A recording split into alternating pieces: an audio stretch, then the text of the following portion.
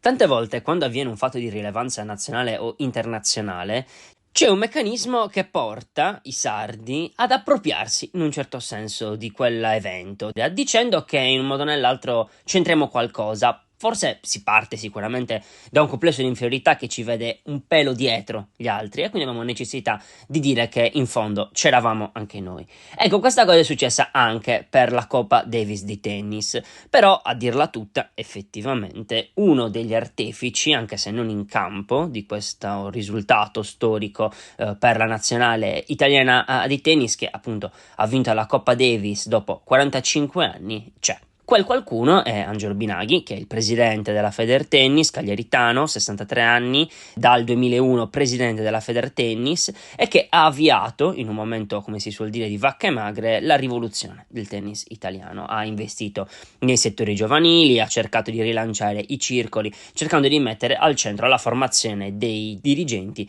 che potessero appunto formare gli atleti di domani. Questo per dire che molto spesso non serve per forza avere la necessità di inserire dei sardi che non c'entrano niente nelle storie, quando effettivamente possiamo anche essere orgogliosi, semmai ce ne fosse anche bisogno, di conterranei che ottengono dei risultati di importanza a livello nazionale o internazionale. Ve lo dico partendo da due interviste, entrambi presenti sia sull'Unione Sarda a firma di Enrico Pilia, sia sulla Nuova Sardegna a firma di Roberto Muretto, rispettivamente a pagina 7 e a pagina 9. Sono delle lunghe interviste in cui fondamentalmente anche Binaghi si toglie dei sassolini dalle scarpe. Ricordiamoci che lui aveva corso per la presidenza del Comitato Olimpico Italiano, aveva perso contro Malagò e ciò ha portato tutta una serie di strascichi nei rapporti tra l'attuale presidente Ricconi e l'attuale presidente della Federtennis. Comunque è un'intervista interessante perché mostra anche l'approccio che lui ha avuto al mondo del tennis, un approccio vincente che a distanza di anni ha portato dei risultati. Noi l'avevamo intervistato 3 anni fa su Tok Tok Sardegna e già all'epoca raccontava che probabilmente nel giro di pochi anni un tennista italiano avrebbe vinto almeno un grande slam. E a vedere i risultati che stanno avendo i ragazzi dell'Ital Tennis, probabilmente in breve tempo avrà ragione lui. Io sono Alessandro Manno e oggi vi do il quadro d'insieme di martedì 28 novembre.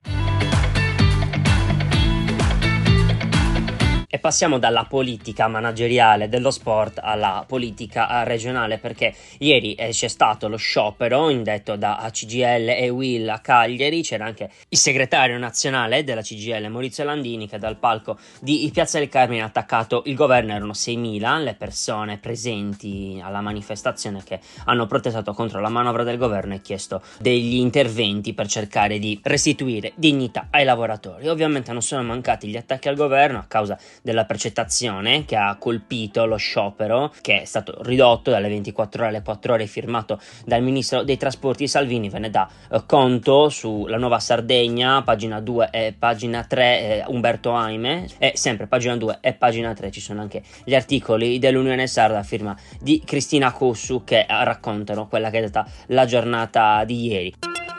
Per quanto riguarda invece la politica regionale, ieri appunto all'interno degli articoli di cui vi ho parlato si dice che erano presenti sia Alessandra Todde sia Renato Soru durante la manifestazione. I due non si dovrebbero essere parlati, e sulla Nuova Sardegna a pagina 8 c'è anche l'ipotesi che la possibilità di ricucire tra Todde e Soru sia definitivamente naufragata, anche per via della impossibilità da parte delle diplomazie che si sono incontrati in questi giorni per cercare di ricucire. Le due parti abbiano appunto riscontrato l'impossibilità di poter trovare una sintesi, e quindi con tutta probabilità avremo uno scenario in cui il centrosinistra si presenterà con due candidati in campo, Alessandra Todde e Renato Soru. E a destra le cose non vanno ugualmente bene, perché si continua il braccio di ferro tra i partiti che sostengono il governatore uscente Cristian Solinas, in particolare Lega e Partito Sardo d'Azione, mentre invece Fratelli d'Italia che propone il nome del sindaco di Cagliari Paolo Truzzu, mentre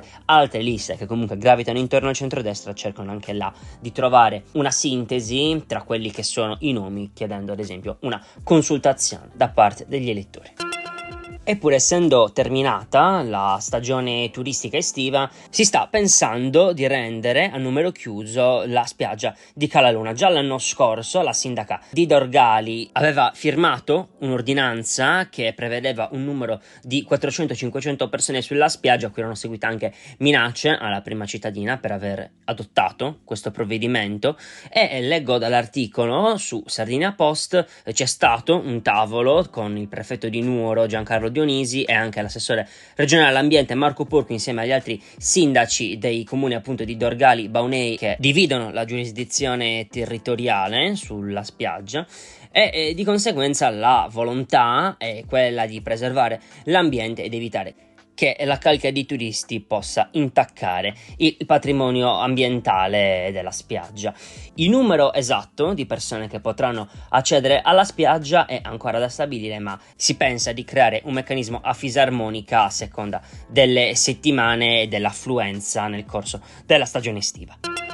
E purtroppo dobbiamo tornare a parlare di sanità, non in questo caso di esempi virtuosi, ma bensì di disservizi che nuovamente hanno colpito gli ospedali del Nord Sardegna, in particolare l'ospedale di Alghero. Leggo dall'articolo di Nicola Nieddu sulla Nuova Sardegna a pagina 6, perché si parla di una mancata operazione alle tonsille a un bambino di 5 anni che, residente a Olbia, si era recato all'ospedale algherese per sottoporsi a questa operazione in capo al reparto otorino dell'ospedale civile di Alghero, ma tuttavia gli anestetisti si sono rifiutati di operare il bambino poiché non si volevano prendere nessuna responsabilità, in quanto il reparto di pediatria dell'ospedale di Alghero era stato chiuso. Si valuta anche a questo punto un'interruzione di pubblico servizio, quindi ci sarà sicuramente un risvolto anche in sede penale. Tuttavia resta il fatto che la famiglia e il bambino sono dovuti ritornare ad Olbia e ancora non hanno la certezza di quando si potrà tenere l'operazione.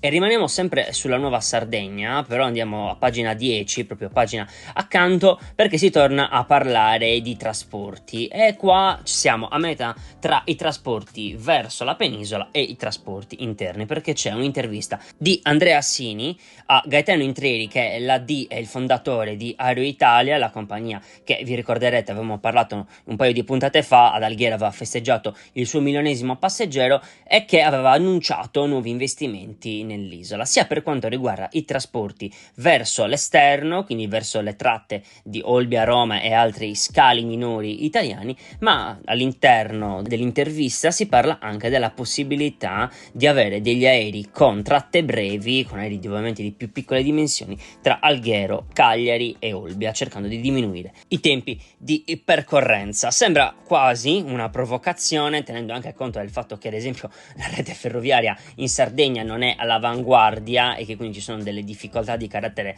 logistico a spostarsi all'interno dell'isola, e cercare addirittura una soluzione agli spostamenti attraverso gli aerei, che tra l'altro comunque inquinano, quindi sarebbe anche una produzione di CO2 in più, sarebbe ovviamente un'estrema ratio e anche una scelta assurda visto lo stato dei trasporti in Sardegna. E chiudiamo anche oggi con la pagina sportiva. Sull'Unione Sarda, pagina 44, c'è un articolo di Fabiano Gaggini che fa il punto sulla situazione del Cagliari dopo il pareggio per 1-1 contro il Monza, e fa anche quelle che possono essere le previsioni dal punto di vista delle partite in cui poter fare dei punti importanti per allontanarsi ancora di più dalla zona a retrocessione.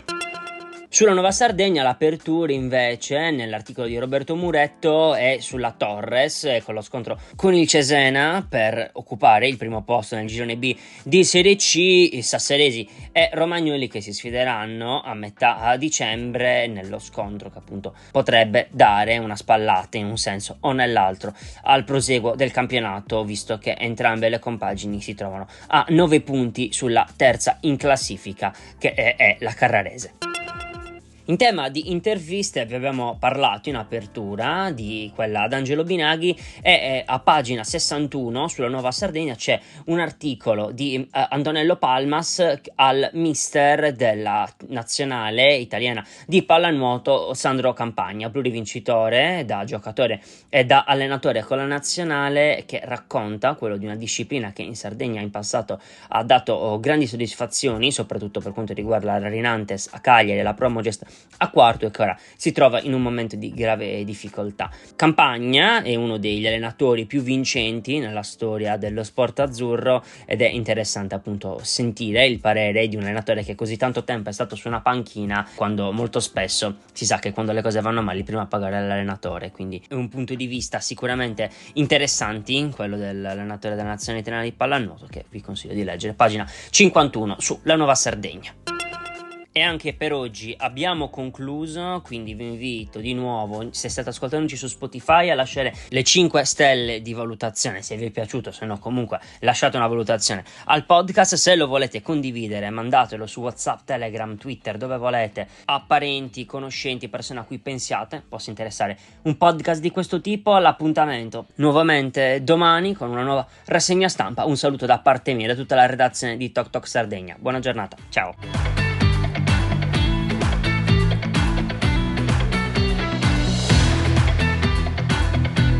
Tok Tok Sardegna è una testata giornalistica registrata presso il Tribunale di Cagliari. Il direttore responsabile è Matteo Meloni. Quadro d'Insieme è un podcast prodotto da Tok Tok Sardegna, grazie al contributo di CRAI Sardegna.